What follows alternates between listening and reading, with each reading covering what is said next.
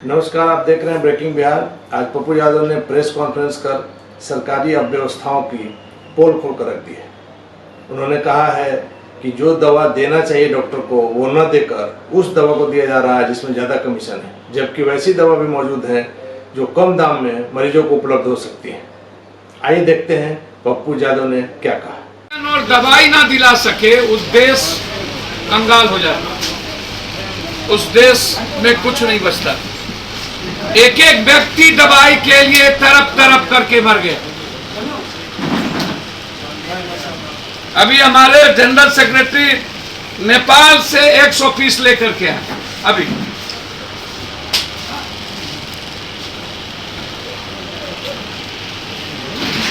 बिहार में 35,000, 40,000, 70,000।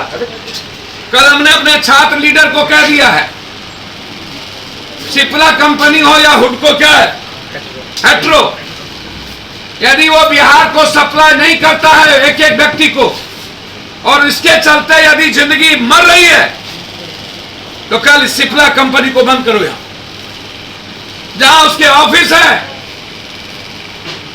पूरा का पूरा सिप्ला, हेट्रो, ये जो सारी कंपनियां हैं,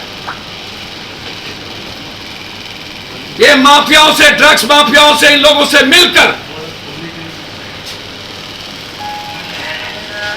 पूरा देश में black marketing, out of market कर दिया है सुई को। मैं सरकार से पूछना चाहता हूं, जब आपके एम्स के डायरेक्टर लिख के देते हैं ये जो दवाई है रेमडेसिविर, ये कारगर नहीं है, एनएमसीएच के डायरेक्टर सुपरिटेंडेंट लिख के देते हैं नहीं लिखना है, उसके अलावा रिमेनिंग है।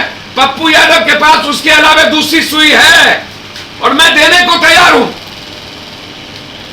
लेकिन एक भी डॉक्टर रेमडेसिविर के अलावा दूसरा सुई का नाम नहीं लिख रहा,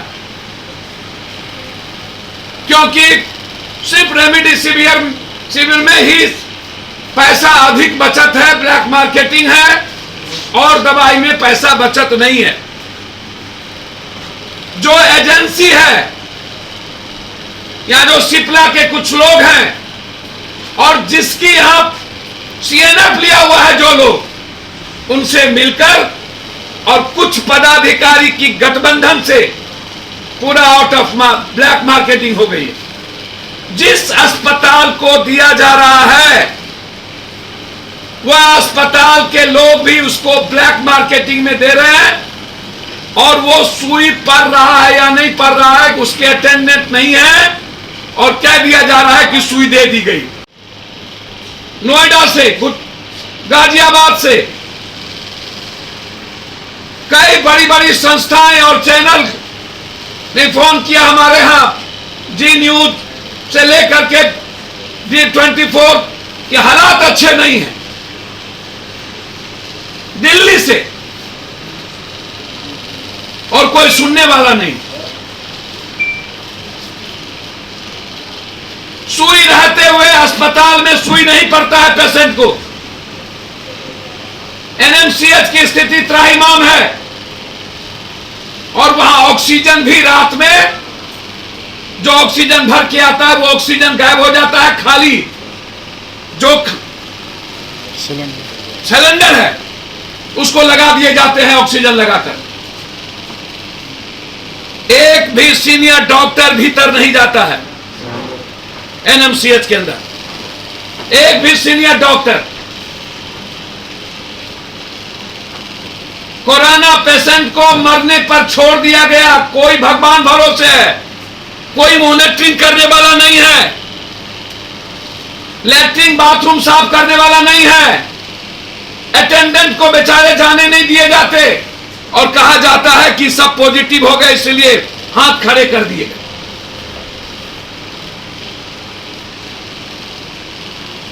पटना में ऑक्सीजन, जहां पर प्राइवेट घरों में जरूरत है, वहां पर अविलंब मैंने कहा कि ऑक्सीजन के लिए मरने तो नहीं देंगे। 20,000 में खरीदने पड़े हमें।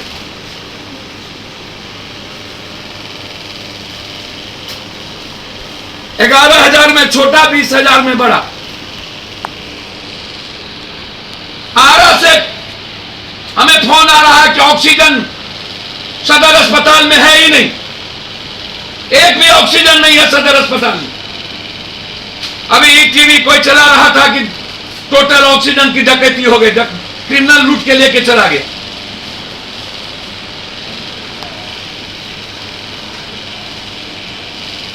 पूरा जो जीएम रोड है, पूरा जीएम रोड के अगल बगल पूरी रेमडेसिविर दवाई की ब्लैक मार्केटिंग,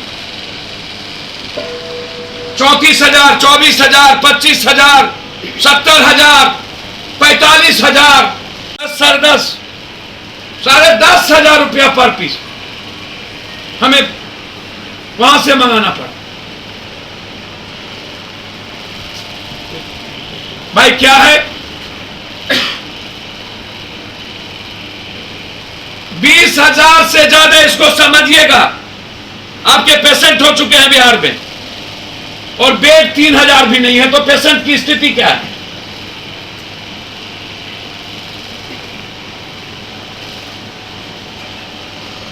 मैंने मेदांता को डॉक्टर सहित और बेड सहित, मैं जानना चाहता हूं, झारखंड के मुख्यमंत्री ने बेड के साथ, ऑक्सीजन के साथ बेड लगवाने का काम किया है कुछ?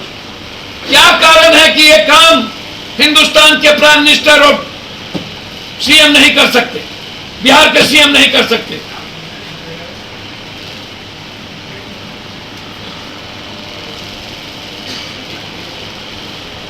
और जब WHO से लेकर लगभग भारत के डॉक्टर ने कहा है रेमडेसिविर 80-85% रिमेनिंग नहीं है, डॉक्टर तेहरान सभी लोगों ने, फिर डॉक्टर साहब लोग क्यों लिख रहे हैं रेमडेसिविर?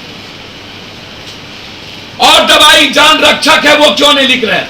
मेरे पास है अभी मिनिमम 200 से ज्यादा पीस अंग दवाई, सुई, ताकि वो लोगों की जरूरत जान बचा सके। अब लोग सीधा हमको रेमडेसिविर मांग रहे,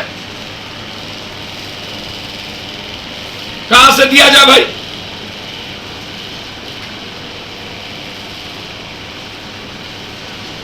स्थिति को देखकर लॉकडाउन कर दिया जाए। जी, स्थिति को देखते हुए लॉकडाउन। सर मुझे तो समझ में नहीं आता, लॉकडाउन रिमेनिंग है क्या? केसेस बढ़ रहे हैं लगातार। लॉकडाउन तब लगती है जब जबरदस्ती लोगों को बंद कर नेताओं को और व्यवस्था को मनमानी करने का, लूटने की खुली छूट की मन हो। लॉकडाउन रिमेनिंग नहीं है जनाब। वैसे भी 70% पटना के लोग बाहर नहीं निकल रहे हैं, लॉकडाउन से बुरी स्थिति है। आंकड़े तो बढ़ रहे हैं भैया, आंकड़े तो पूरे और जगह भी बढ़ रहा है। दिल्ली में एक भी रेमडेसिविर नहीं मिल रहा है, ऑक्सीजन की कमी है। बॉम्बे में नहीं मिल रहा है। दोनों स्टेट लॉकडाउन। पूरे देश में यदि एक दो स्टेट कर्फ्यू लगाया है 4 दिन 6 दिनों के लिए, तो बिहार में आप सचेत क्यों नहीं हो रहे? आपने तो लगाया है। मेरा सवाल है दवाई से, और कुछ लोगों का सवाल है लॉकडाउन से। मुझे तो समझ में नहीं आती लॉकडाउन से आदमी कैसे बचेंगे, क्योंकि इनका दाम 4500 या 5500 है। 80 रुपया का दाम 400 रुपया में।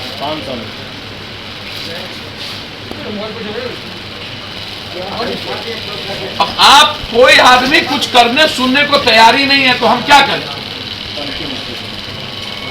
इससे इंपॉर्टेंट सुई है ही नहीं। डेंजरस संक्रमण के लिए, कोई भी डेंजरस संक्रमण के लिए ये है। अब इसको कोई डॉक्टर नहीं लिखेंगे क्योंकि बचत नहीं है डॉक्टर को। पप्पू यादव नजर आते हैं, तेजस्वी यादव क्यों नहीं दिखते? मुझको नहीं पता कौन नहीं दिखते, मैं इसको राजनीति नहीं करूंगा। कोई नहीं दिखता, ना कोई एमएलए, ना कोई एमपी, ना कोई मंत्री। गाली गलौज चल रहा है जदयू और बीजेपी के बीच। तुम मैं तुम, ये लॉकडाउन नहीं, ये कर्फ्यू नहीं, ये नहीं, ये नारी खोकी का। उन लोगों को और कुछ नहीं चाहिए। जदयू भाजपा के जो सरकार का जो नेताओं का हॉस्पिटल है, उसको भरपूर ऑक्सीजन है। मुख्यमंत्री जी ने कहा कि 18 साल से ऊपर वाले को मुफ्त वैक्सीन मिलेगा। भैया मुख्यमंत्री जी चुनाव के पहले भी कहे थे, मुख्यमंत्री जी लाचार, बेबस, बेसहारा, उनका आंख कान है 9 ठो पदाधिकारी जो चारों तरफ धृतराष्ट्र के तरह उनको घेरे हुआ है। मुख्यमंत्री जी बेचारा और निसहाय हैं, हाथ खड़े कर चुके, और जो जिम्मेदार विपक्ष है उनके बारे में कोई शब्द नहीं। तो अभी आपने सुना पप्पू यादव ने क्या कहा। इनकी बातों में कहीं ना कहीं सच्चाई नजर आती है, क्योंकि दवा और ऑक्सीजन की घोर किल्लत अभी भी बनी हुई है। सरकार के लाख प्रयास के बावजूद धरती पर वो इंतजाम नजर नहीं आ रहे हैं। खबरों के लिए बने रहिए ब्रेकिंग बिहार से।